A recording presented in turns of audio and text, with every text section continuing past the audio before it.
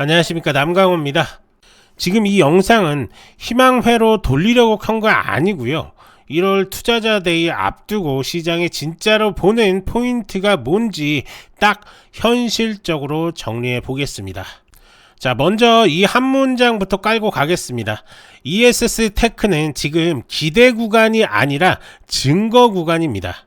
증거가 뭐냐? 첫째, 유틸리티, 전력회사급 프로젝트가 실제로 얼마나 실행되느냐? 둘째, 그 실행을 버틸 현금과 자금 조건이 어떠냐? 이 두 개가 지금 당장 시장이 보는 전부라고 볼 수가 있습니다. 자, 그리고 이 얘기를 하면 꼭 나오는 말이 있죠. 기술 정말로 좋은 거 아니야?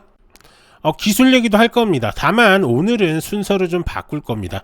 기술이 좋아도 돈이 떨어지면 끝이기 때문에 오늘은 자금, 프로젝트, 그리고 이벤트 순서로 한번 보도록 하겠습니다. 자, 일단 회사부터 좀 알아야겠죠. ESS 테크는 한마디로 말하면 전기를 오래 저장해서 전력망을 안정시키는 장비를 만드는 회사입니다. 조금 더 쉽게 풀면 이렇습니다. 태양광이나 풍력은 날씨에 따라 전기가 들쑥날쑥 나오잖아요. 햇빛이 없는 태양광은 멈출 거고 바람이 안 불면 풍력이 멈춥니다. 그런데 전기는 멈추면 안 되겠죠. 항상 일정하게 공급이 돼야 되는 겁니다.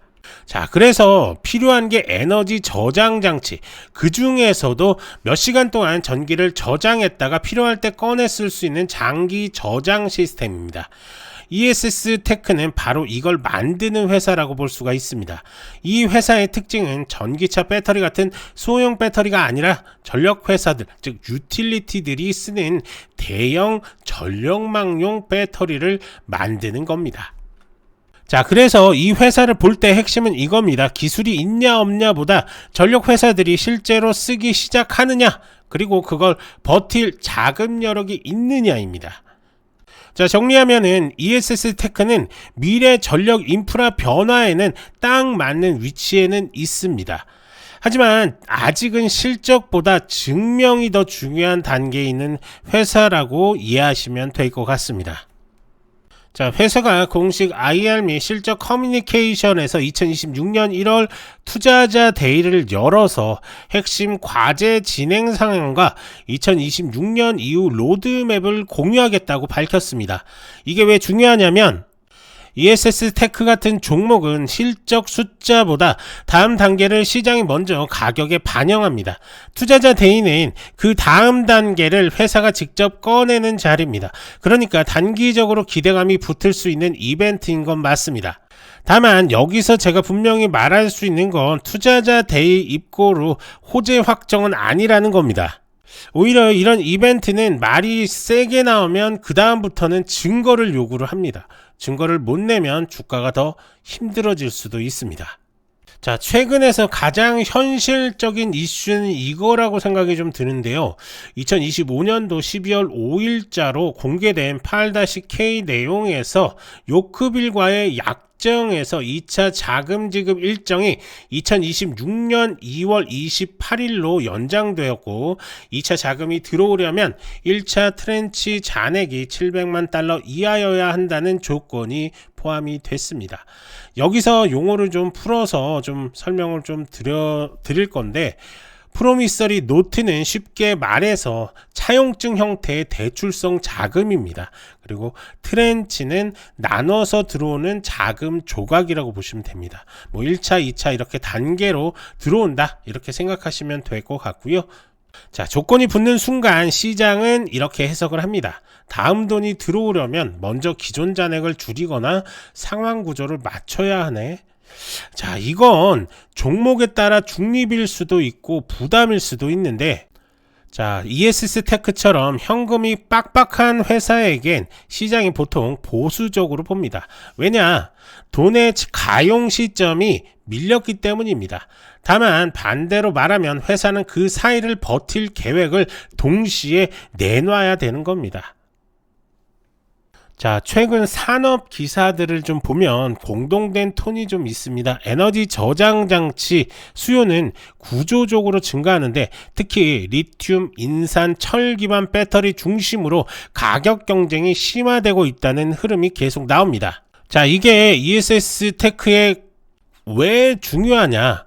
ESS 테크는 장기 저장 쪽을 내세우는 회사인데 시장 전체가 커져도 경쟁이 심해지면 결국 프로젝트를 따오는 능력, 즉 수주 능력과 실제 납품과 운영 성능, 즉 실행 능력이 없으면 평가가 꺾일 수밖에 없기 때문에 그렇습니다. 자, 그러면 시장은 왜 증거를 요구하는지 이것도 좀 궁금하실 텐데요. 자, 2025년 3분기 실적 커뮤니케이션에서 매출이 매우 작은 규모로 언급이 됐고 손실이 이어지는 구조가 확인이 됩니다. 이런 구간의 회사는 시장이 이렇게 봅니다. 좋아, 기술은 알겠는데 근데 현금은 얼마나 버티지? 추가 자금 조달로 주식이 더 늘어나면 기존 주주는 희석이 되겠네. 그러면 주가는 눌리겠네. 그리고 실제로 회사는 주식시장에서 수시로 매도를 발행할 수 있는 프로그램을 추진한 바가 언급이 또 되고 있습니다. 자, 여기서 사용한 게 애트 더 마켓인데요. 이 프로그램은 회사가 시장 상황이 좋을 때 조금씩 주식을 팔아 자금을 확보하는 방식입니다. 장점은 좀 유연성인데 단점은 희석, 기존 주주 지분이 얇아지는 우려가 계속 따라다닙니다. 또 하나 회사 IR에 표시되는 최근 주가 정보를 좀 보면 2026년 1월 초 기준으로 ESS 테크는 $2 안팎 구간에서 거래된 흐름이 확인이 됩니다. 이 말은 뭐냐? 시장이 지금 ESS 테크를 확신의 성장주로 프리미엄 주고 사는 게 아니라 검증 기다리는 구간으로 보고 있다라는 겁니다.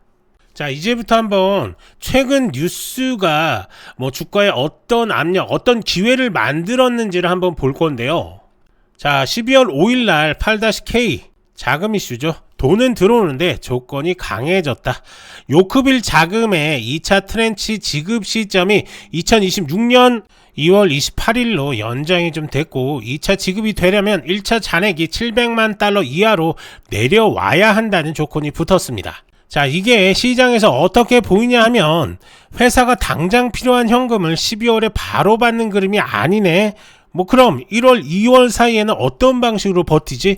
추가로 주식 발행하면 주가 눌리는 거 아닌가? 자, 이런 걱정들을 계속적으로 쏟아내고 있죠. 그래서 이 뉴스는 단기적으로는 투자자 심리에 부담을 줄 수밖에 없습니다. 하지만 동시에 이 조건이 붙었다는 건 회사가 자금 구조를 관리 모드로 들어갔다는 시그널이기도 합니다.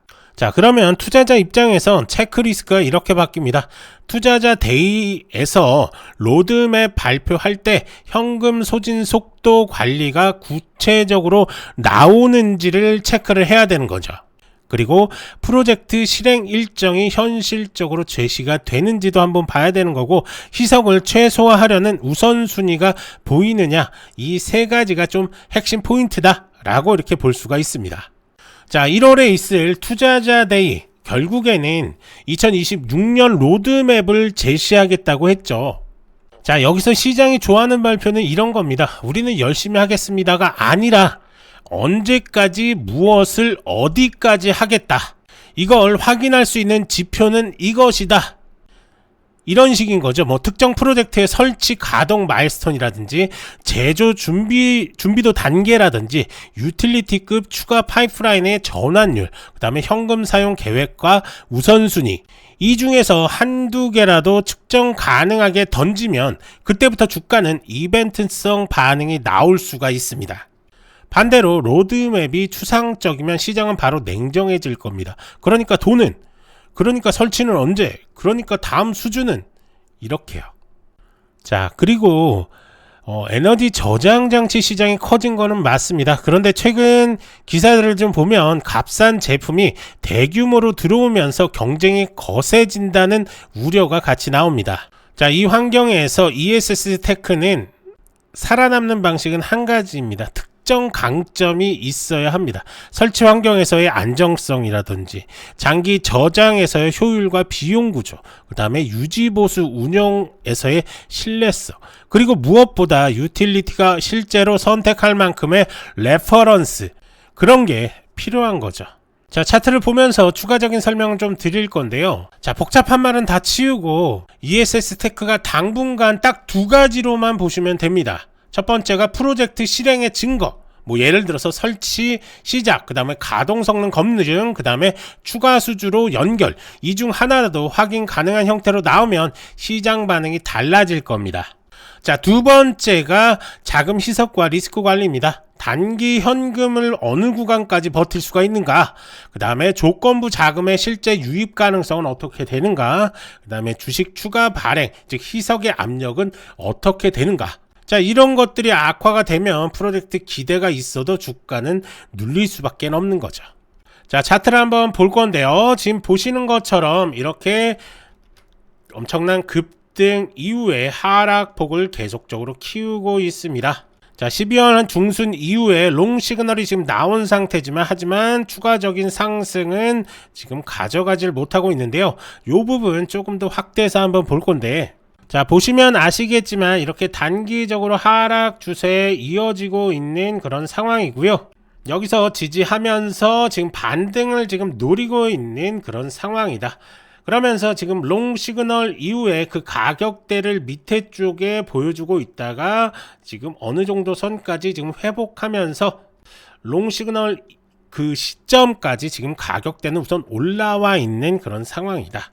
결국에는 이 구간 지지하면서 반등 나오길 지금 노려야 되는 그런 구간이다 라고 이렇게 볼 수가 있는 겁니다.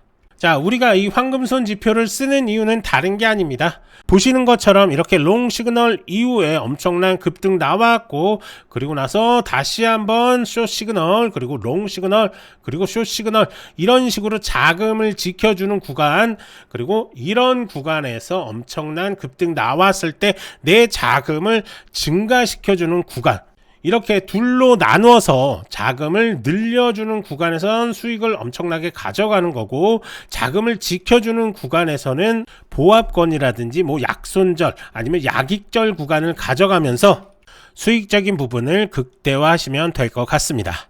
자, 그러면 이 황금손 지표 어떻게 써야 되냐? 우선 트레이딩 뷰가 좀 필요합니다. 전 세계 90% 이상의 트레이더들이 지금 쓰고 있는 트레이딩 뷰인데요. 트레이딩 뷰 필요하고요. 자, 그리고 영상에서 이 더보기 한번 클릭하신 다음에 지표 상단 문의 클릭, 그리고 나면 설문조사지가 나오는데요. 부자 되는 지표 클릭, 그 다음에 전화번호 남겨주시고, 그 다음에 개인정보 수집에 동의한 다음에 제출까지만 눌러주시면 될 것 같습니다. 자, 그러면 저희가 순차적으로 연락을 드려서 어떻게 설치를 하고 어떤 식으로 활용을 해야 되는지까지 자세하게 설명을 드릴 거고요. 그리고 종목이 궁금하신 분들도 종목 상담 요청 이렇게 클릭하신 다음에 문의 남겨주시면 저희가 순차적으로 연락을 좀 드려서 어떤 활용법을 가지고 접근을 해야 되는지까지 자세하게 설명을 드리도록 하겠습니다. 그리고 많은 분들이 저희 쪽 정보방 원하셔가지고 정보방 지금 진행하고 있거든요. 그래서 필요한 정보들 받아가시면 되고, 국내 정보, 국내 주식이라든지 해외 주식, 그 다음에 코인 정보들 이렇게 다 하나하나 올려드리고 있으니까요. 오셔서 수익 좀 많이 챙겨가시기 바랍니다. 자, 정리 한번 해보겠습니다. ESS 테크는 최근 투자자 데이에서 검증 가능 목표가 나오는지부터 우리는 한번 체크를 해봐야 될 것 같습니다. 그리고 그 다음은 프로젝트 실행의 증거가 따라오는지도 확인을 해야 되겠죠. 당연히 그 증거가 나오기 전까지는 어떤 낙관도 말로 끝날 수밖에 없습니다. 마지막으로 한 번 더 강조를 해드리는 건데, 지금 ESS 테크는 뭐 확신 매수가 아니라 리스크 관리하면서 확인이 쌓일 때만 비중을 늘릴 수 있는 그런 종목이다 라고 이렇게 생각하시면 좋을 것 같습니다. 자, ESS 테크의 구체적인 대응법이 궁금하신 분들은 더보기란에서 문의 남겨주시면 저희가 하나하나 자세하게 도움을 드리도록 할 테니까요. 언제든지 문의 남겨주시면 됩니다. 오늘 영상은 여기서 마무리할 거고요. 좋아요, 구독 한 번씩 부탁드리고 문의 남겨주시면 도움 드릴 수 있는 것들 최대한으로 도움 드리겠습니다. 저는 남강호였고요. 다음 영상에서도 빠르고 정확한 정보로 다시 찾아오겠습니다. 감사합니다.